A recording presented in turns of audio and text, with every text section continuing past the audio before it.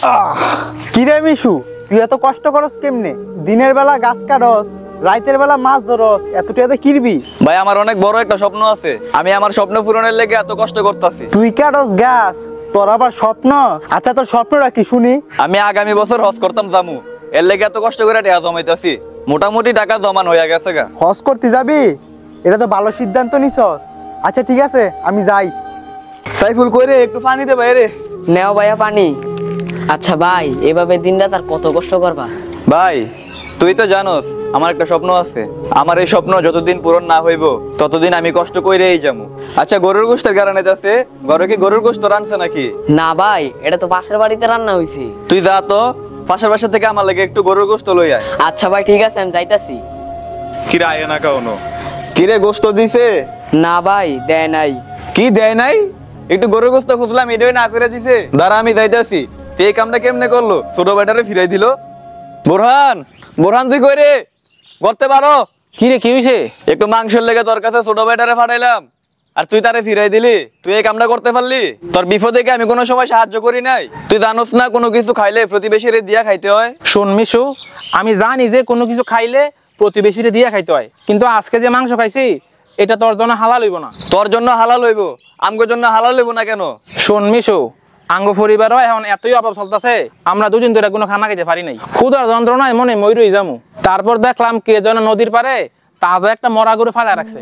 কি আর করার, যান বাঁচানোর লেগা ওই গরু থেকে কিছু মাংস কাটতে আনছি। আমগো যে অবস্থা, এই অবস্থায় এই গরুর মাংস আঙ্গলকে খাওয়া হালাল, কিন্তু তোদের জন্য এটা হালাল হইব না। এই জন্য তোর বাইরে এই মাংস দেই নাই। ও ঠিক হইতো, এই মাংস তো আমগো লেগে হালাল হইব না। আচ্ছা তাইলে আমি যাই। বোরহানের লগে আমি না বুঝে খারাপ ব্যবহার করলাম। বোরহান তো আসলেই অভাবে আছে। আমি বাড়ির পাশে হজ তুইয়া মক্কা শরীফ যাবো, হজ করতাম। বোরহান যে অভাবে আছে, আমার জমানো টাকাগুলা এখনই বোরহানরে দিয়া যায়। বোরহান তুই তো খুব অভাবে আছস, আমার কাছে এই টাকাগুলো আছে, তুই এগুলা রাখা দে। এই মুহূর্তে টাকা আমার অনেক দরকার ছিল, আল্লাহ তোর মনের আশা পূরণ করুক। আচ্ছা বন্ধু তুই এটা রাখ তাইলে। হ্যাঁ আমি যাই।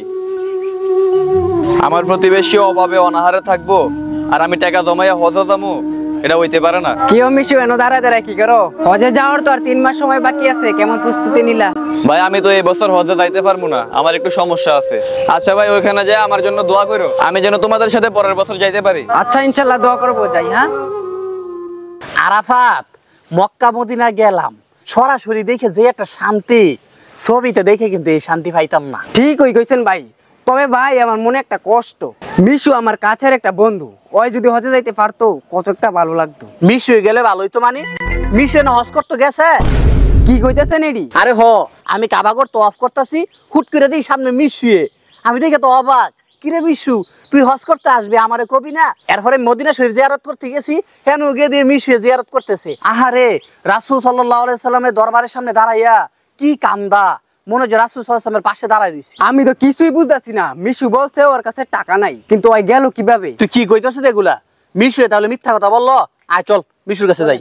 কিরে মিশু, তুই নাকি আরাফাতরে কইছত তুই নাকি হজে যাস নাই? ভাই আমি তো টেহারি জমাইছিলাম, কিন্তু একটা কাজে আমি টেহাগুলা খরচ করে লাইছি। দেখছেন, আমি কইছি না মিশু হজে গেছে না? আপনি হুদাই ফাও কথা কইছেন। কিরে মিশু, তোর সাথে না আমার মক্কা মদিনা দেখা হইলো, তাহলে তুই মিথ্যা কথা বললি কেন? আসলে ভাই আমার প্রতিবেশী বোরহান এতই অভাবে ছিল যে তার ঘরে খাওয়ার মতো কিছু ছিল না, সে 2-3 দিন না খাইয়া ছিল। তাই আমার জমানো টাকাগুলা আমি বোরহানরে দিয়ে দিছিলাম। সুবহানাল্লাহ, আসলে আল্লাহ চাইলে কি না করতে পারে। কেউ যদি আল্লাহর জন্য ভালোবাসা কোনো কাজ করে, আল্লাহ কখনো মনে হয় না তার মনের আশা অপূর্ণ রাখবে। মিশু, তুই যদি এ গ্রামের সবাই চিল্লায় কস তুই হজে গেছ, কেউ কিন্তু বিশ্বাস করবো না, কিন্তু আমি নিজের চোখে দেখছি তোরে, আমার বিশ্বাসের মধ্যে কোনো ঘাটতি নাই। আসলে আল্লাহ চাইলে কি না করতে পারে। তুই একমাত্র আল্লাহর প্রতি ভালোবাসা থাইকা বোরহানের সহযোগিতা করছ, আর আল্লাহ তোর মনের আশা পূরণ করে দিছে।